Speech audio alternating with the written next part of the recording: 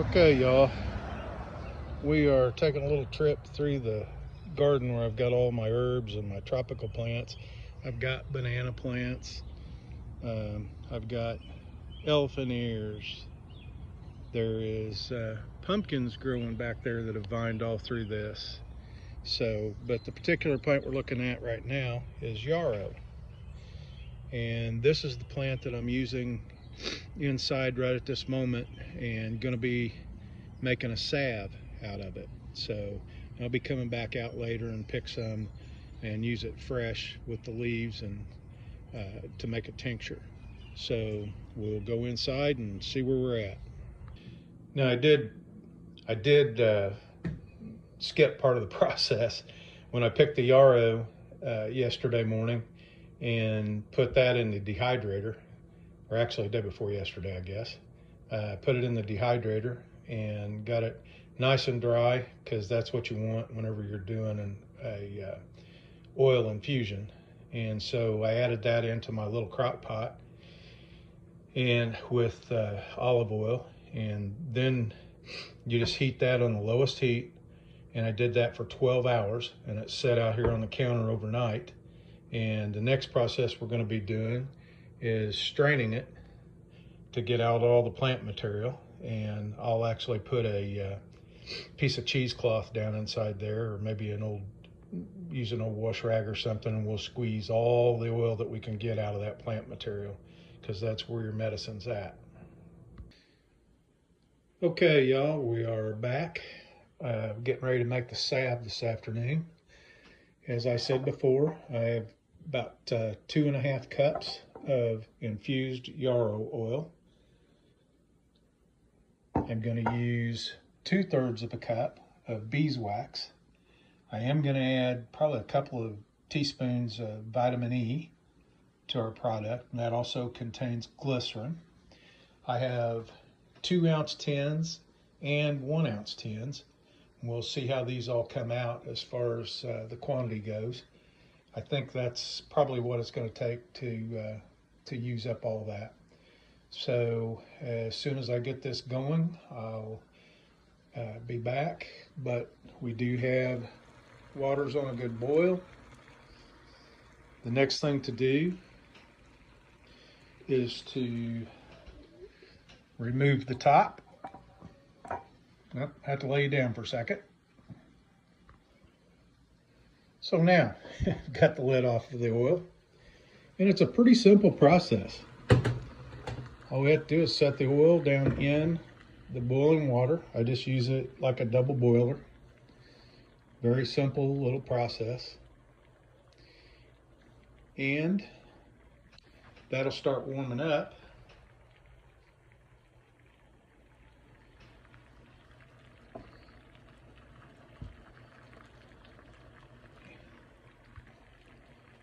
Forgot one of the most important parts there, and because I'd had this beeswax everywhere. So we're just going to dump that right in.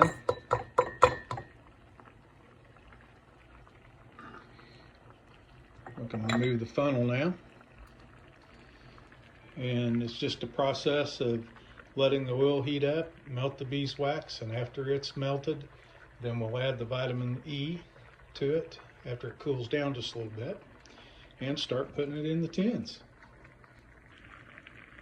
Okay, at this point we've got the beeswax is all melted, but what we want to do is check the consistency of this. So we're just going to use our little stirring stick here. It's nothing more than a little skewer, wood skewer, and we're going to put a drop or two on this plate and let that cool. Try to get out of the light here. And it doesn't take that long to set up on a paper plate. And I can tell right now that this is going to be way too soft. So that's the nice thing about it. If you start off soft, then you can always make it a little harder or a little more firm by adding more beeswax. So that'll be the next thing I do, is add a little bit more beeswax and we'll get that melted. Okay, I added a little more beeswax and the oil's plenty hot, so it didn't take long, and that got that melted really well. So we're going to do another little test on this and see the firmness of our salve, see if it's exactly where we want it. So as soon as this cools down, we'll be able to tell.